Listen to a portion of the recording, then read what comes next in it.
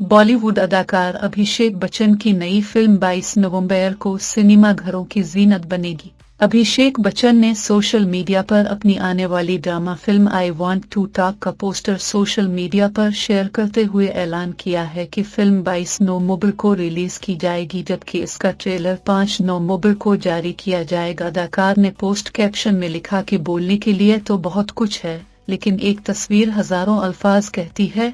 Film के poster में अभिषेक मुख्तलिफ रूप में दिखाई दे रही, जिसको देखकर मद्दा भी हैरान हैं। अभिषेक इसमें काफी मोट दिखाई दे रहे हैं, जो पजामा पहने हुए और इंतहाई सादा आदमी का किरदार कर रहे हैं।